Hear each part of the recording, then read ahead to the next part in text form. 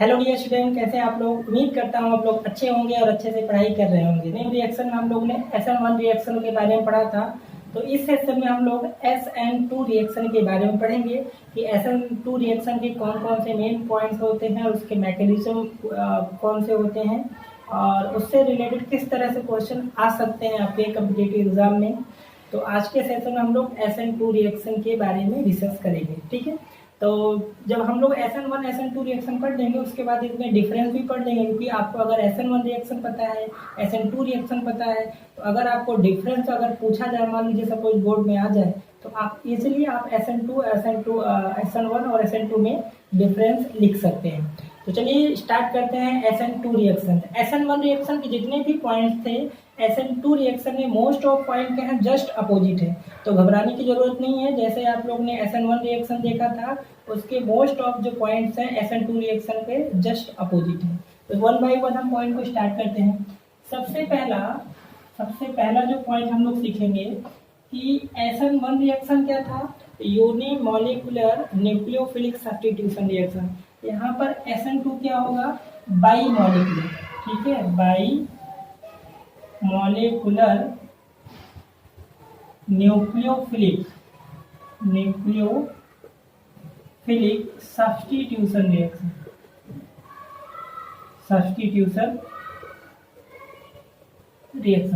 तो SN2 को by molecular nucleophilic substitution reaction बोलते हैं।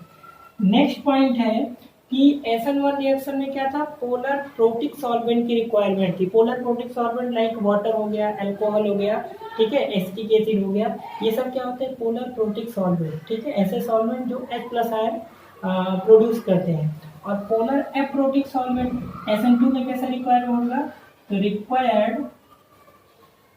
रिक्वायर्ड पोलर एप्रोटिक, ठीक है, पोलर एप्रोटिक सॉल्वेंट इंपॉर्टेंट है। पोलर एप्रोटिक सॉल्वेंट के आपको एग्जाम्पल पता होना चाहिए।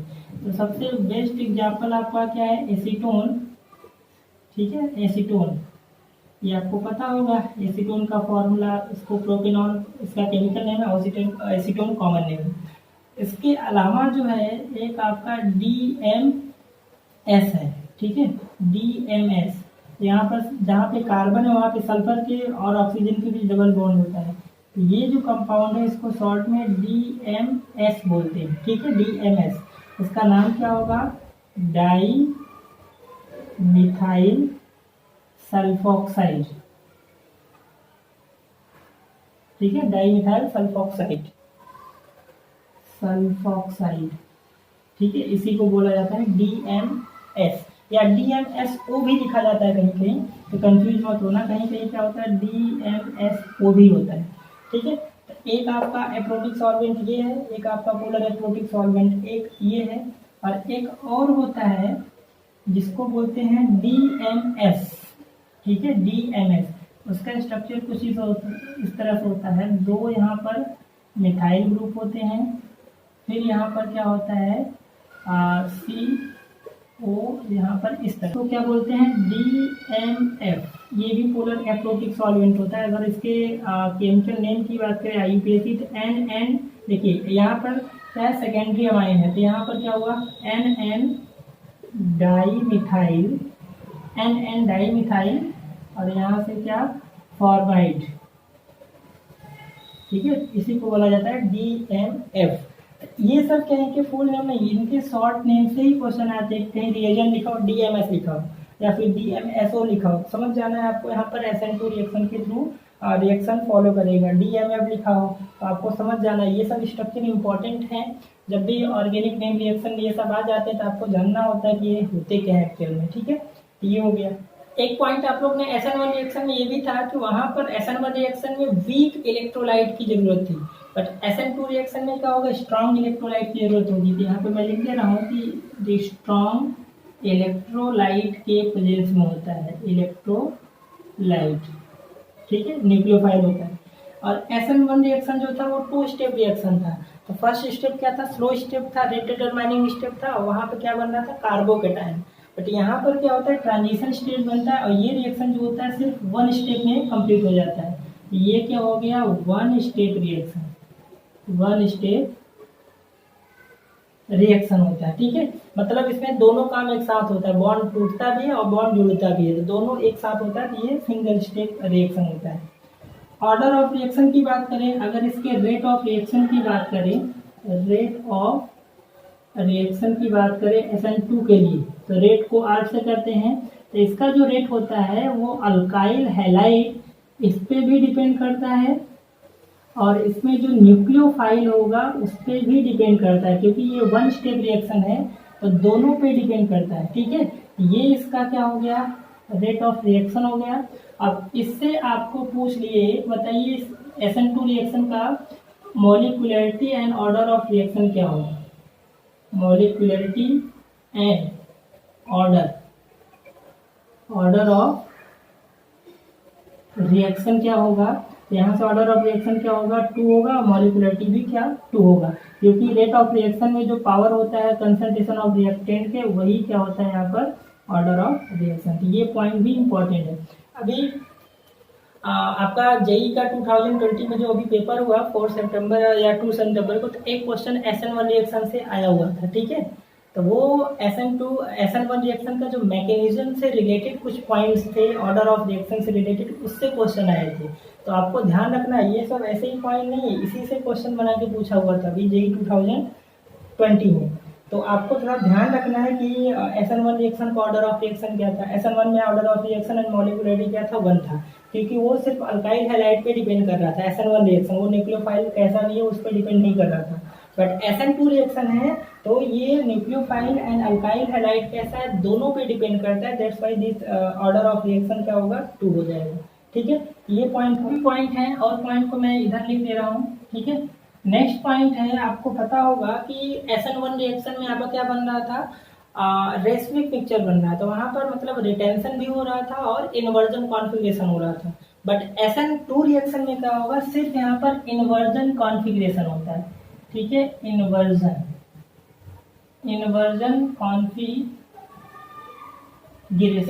कॉन्फ़िगरेशन का मतलब क्या होता है, सपोज मान लीजिए हमने एक इस तरह से कंपाउंड ले लिया अल्काइल हैलाइड और यहाँ से ये टेट्राहेड्रल कार्बन अगर 4 बैलेंस है मतलब क्या होगा, टेट्राहेड्रल अरेंजमेंट होगा।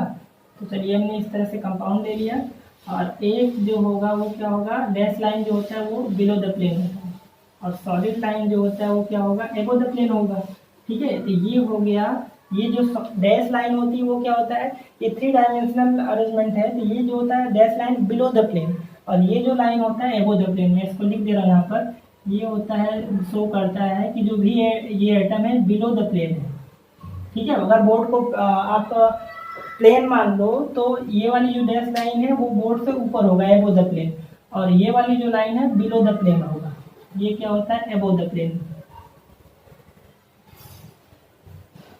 एबो द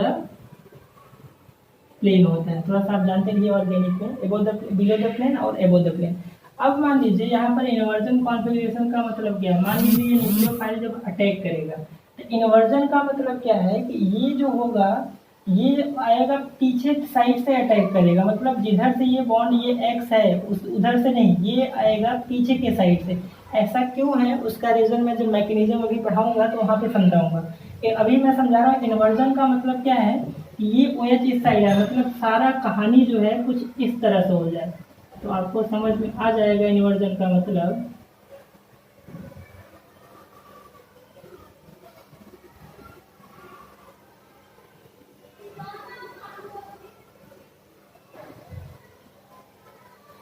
ये होता है इन्वर्जन। तो आपको थोड़ा सा आइडिया लग रहा होगा कि इन्वर्जन का मतलब ये आपका स्टार्टिंग सबस्ट्रेट है, ये न्यूक्लियोफाइल जाके इस पर अटैक किया तो यहाँ से ये क्या बना दिया, प्रोडक्ट, और प्रोडक्ट में आपको क्या दिख रहा है, ये क्या है, इन्वर्जन कॉन्फ़िगरेशन है। इन्वर्जन का मतलब यही है कि अगर ये जो तीनों एटम इस साइड है, आपको ऐसा दिख रहा है, ठीक है, तो जब प्रोडक्ट बनेगा तो ये जब इस पर अटैक करेगा तो ये इस ऐसा है, तो यहाँ पर प्रोडक्ट इन्वर्जन का मतलब ऐसा हो जाएगा। जस्ट अपोज जैसे अम्ब्रेला होता है, छाता होता है, तो इस तरह से होता है। इन्वर्जन का मतलब हवा चलती है तो इससे उल्टा हो जाता है, तो उसी को बोलते हैं इन्वर्जन कॉन्फ़िगरेशन, ठीक है। तो SN2 रिएक्शन में क्या होता है, इन्वर्जन कॉन्फ़िगरेशन, मतलब अगर इधर से ये टूट रहा है तो जो OH आएगा वो पीछे साइड से आएगा तो ये पूरा उल्टा हो जाएगा, ऐसे हो जाएगा इस तरह से। तो बस ये एक्स निकल रहा है, यहाँ से ओ एच जा रहा है, बट जार अटैच हो रहा है बट बैक साइड से, और ये जो होगा जस्ट उल्टा हो जाएगा। समझ में आ रहा होगा इन्वर्जन का मतलब, ठीक है। तो SN2 रिएक्शन में क्या होता है, इन्वर्जन प्रोडक्ट बनते हैं, ठीक है। और SN2 रिएक्शन में इन्वर्जन बनते हैं, और SN1 रिएक्शन में आपका क्या बन रहा था, इन्वर्जन एंड रिटेंशन दोनों बन रहा था। और SN2 रिएक्शन में क्या बन रहा है, इन्वर्जन कॉन्फ़िगरेशन के अकॉर्डिंग प्रोडक्ट बनेगा। नेक्स्ट पॉइंट यहाँ पर मैं लिख दे रहा हूँ, अगर मैं order of rate of reaction with respect to, तो सबसे ज़्यादा किसका होगा, RX का होगा, उसके बाद प्राइमरी का होगा, उसके बाद सेकेंडरी का होगा, उसके बाद टर्सरी का होगा। और SN1 रिएक्शन में क्या था, जस्ट अपोजिट था, ठीक है। और लिविंग ग्रुप का अगर हम ऑर्डर की बात करें, लिविंग ग्रुप, तो लिविंग ग्रुप का जैसा SN1 में था वैसे यहाँ पर भी है। बेस्ट लिविंग ग्रुप आपको पता है कि I का साइज ज़्यादा होता है किसका होगा, उसके बाद ब्रोमाइड आयन होगा, उसके बाद क्लोराइड आयन होगा, उसके बाद क्या होगा, फ्लोराइड आयन होगा। ये तो SN1 और SN2 में दोनों क्या था, कॉमन थे। तो ये हो गए कुछ पॉइंट SN1 रिएक्शन की, बात समझ में आई। तो अब हम लोग इसका मैकेनिज्म देख लेते हैं कि SN2 रिएक्शन, ये हो गए पॉइंट SN2 रिएक्शन के। अब SN2 रिएक्शन के हम लोग मैकेनिज्म देख लेते हैं कि मैकेनिज्म का क्या कहानी है, मैकेनिज्म के बारे में। तो बात करें हम लोग SN2 रिएक्शन के मैकेनिज्म की, तो यहाँ पर आपको क्या करेगा, ये सिंगल स्टेप रिएक्शन है। तो चलिए कोई एग्जांपल ले लेते हैं। तो सपोज हमने एग्जांपल ले लिया, यहाँ पर मिथाइल हैलाइड, मान लीजिए हमने यहाँ पर ब्रोमीन ले लिया, ठीक है। और यहाँ पर हमने तीनों हाइड्रोजन एटम ले लिए। तो दो जो होते हैं इस स्ट्रक्चर में, थ्री स्ट्रक्चर में, दो क्या होते हैं, सेम प्लेन पे होंगे, और एक अबोव द प्लेन होता है और एक क्या होता है, बिलो द प्लेन होता है, ठीक है। तो मैंने इस तरह के, ये जो लाइन है इसको बोलते हैं सॉलिड लाइन, ये बोलते हैं सॉलिड लाइन, ये होती है डैश लाइन। ये जो लाइन रिप्रेजेंट करता है वो क्या होता है, मैंने अभी भी बताया, बिलो द प्लेन। तो ये लाइन जो होता है रिप्रेजेंट करता है above the plane, above the plane. और ये जो लाइन है डैश लाइन जिसको बोलते हैं, ये क्या होता है, बिलो द प्लेन, ठीक है, बिलो द प्लेन। अब देखिए जब हम न्यूक्लियोफाइल का अटैक कराते हैं, तो न्यूक्लियोफाइल सपोज हमने OH माइन ले लिया। अब ये क्या है, अपना न्यूक्लियोफाइल है, न्यूक्लियोफाइल। और न्यूक्लियोफाइल आपको अच्छे से पता होगा क्या होते हैं, इलेक्ट्रॉन रीच होते हैं। और इलेक्ट्रॉन रीच का मतलब ये किसकी तरह बिहेव करते हैं, एज अ लुईस बेस की तरह बिहेव करते हैं, ठीक है। इतनी चीजें हम लोग को बेसिक पता है। अब देखिए यहाँ पर कार्बन और ब्रोमीन के बीच क्या होगा, यहाँ पर हाइड्रोजन, कार्बन हाइड्रोजन बॉन्ड है, तो यहाँ पर क्या होगा, नेचर क्या होगा, पोलर ही नेचर होगा। तो जब भी ये बॉन्ड ब्रेक होगा तो क्या होगा, यहाँ पर दो इलेक्ट्रॉन से शेयरिंग से एक बॉन्ड बना हुआ है। तो ये जब भी बॉन्ड ब्रेक होगा तो यहाँ पर क्या होगा, ब्रोमाइड पे नेगेटिव चार्ज आएगा, इस कार्बन पे क्या आएगा, पॉजिटिव चार्ज आएगा। अब जरा सोचिए, ये न्यूक्लियोफाइल भी इलेक्ट्रॉन रिच है, और इधर जो ब्रोमीन अटैच है वो भी क्या है, नेगेटिव है। तो नेगेटिव नेगेटिव के बीच क्या होगा, रिपल्सन होगा। ये अगर इधर से फ्रंट साइड से अटैक करेगा तो ये क्या होगा, नेगेटिव चार्ज इसको अटैक ही नहीं करने देगा। तो अटैक नहीं करने देगा, इसके पास रास्ता क्या है, तो ये फिर क्या करेगा, बैक साइड से अटैक करेगा। इस बैक साइड से, बैक साइड से अटैक करेगा तो ज़्यादा प्रॉब्लम नहीं होगी। क्यों, क्योंकि यहाँ पर क्या है, तीनों हाइड्रोजन एटम है, और हाइड्रोजन एटम का साइज क्या होता है, स्मॉल होता है। तो इजीली इस कार्बन पे रीच होकर पहुंच सकता है और इस पे अटैक कर सकता है। इसलिए SN1, अब देखिए मान लीजिए अगर यहाँ पर अल्काइल हो तो वो बैक साइड से ही अटैक करेगा, क्योंकि वहाँ पर रिएक्टिविटी कम हो जाएगी। तो मैंने आपको रिएक्टिविटी में बताया कि अगर SN2 रिएक्शन है, प्राइमरी की रिएक्टिविटी सबसे ज़्यादा होती है अल्काइल हैलाइड की, फिर सेकेंडरी की होती है, और फिर क्या होती है, टर्सरी की होती है। तो ये आपको रिएक्टिविटी का SN2 रिएक्शन को मैंने पहले ही बता दिया। तो ये क्या होगा, फास्ट रिएक्शन करेगा। अब ये सब जब चीज़ें हो जाएंगी, फर्स्ट स्टेप में क्या होगा, इस स्टेप में क्या होगा, ट्रांजिशन स्टेट एक बनता है, ठीक है। रिएक्टेंट एंड प्रोडक्ट के बीच एक ट्रांजिशन स्टेट SN2 रिएक्शन में बनता है। तो ट्रांजिशन स्टेट में क्या होता है कि कार्बन जो होता है टोटल 5 बॉन्ड बना लेता है, ठीक है, इस तरह से। ट्रांजिशन स्टेट मतलब क्या होता है, अनस्टेबल ही होता है, ठीक है, बहुत स्मॉल टाइम के लिए होता है। तो इतना दिमाग नहीं लाना है कार्बन 5 बॉन्ड कैसे बनाता है, ठीक है। तो मैंने ट्रांजिशन स्टेट को इस तरह से डैश लाइन से दिखा दिया, ठीक है। तो ये जो होता है बीच का स्टेप जो होता है उसको बोला जाता है ट्रांजिशन स्टेट, TS, ठीक है। यहाँ पर डैश लाइन का मतलब यही है कि इस ब्रोमीन, यहाँ कार्बन ब्रोमीन बॉन्ड का ब्रेक होना और इस OH का बैक साइड से, ये हुआ बैक साइड से अटैक करना, दोनों क्या होता है, एक साथ होता है। जैसे ही ये बॉन्ड ब्रेक होगा वैसे ही OH जाके बैक साइड से इस कार्बन से अटैच होगा। इसलिए इसको क्या दिखाते हैं, दोनों को डैश लाइन से दिखाते हैं। ये क्या होता है, ट्रांजिशन स्टेट होता है, और ये क्या होता है, अनस्टेबल होता है। ठीक है, अब स्टेबलाइज होने के लिए क्या करेगा, ये स्टेबलाइज होने के लिए क्या करेगा, ये तुरंत जैसे ये उसके बाद ये ट्रांजिशन स्टेट के बाद क्या हो गया, ब्रोमीन निकल जाएगा। तो यहाँ से जो प्रोडक्ट बनेगा कुछ इस तरह से हो जाएगा। ठीक है, ये यहाँ पर OH इस साइड आ जाएगा, बाकी हाइड्रोजन हाइड्रोजन हाइड्रोजन इधर रहेगा, और ये अपना क्या बन गया, प्रोडक्ट। ठीक है, अब चाहो तो ये जो डैश लाइन है इसको ऐसे ही दिखा दो, उसकी टेंशन नहीं लेना आप डैश से, चलो ठीक है। ये लाइन ये ऊपर चला गया तो इस तरह से, तो ये ऐसे ही दिखा दो, कोई टेंशन नहीं है, इस तरह से।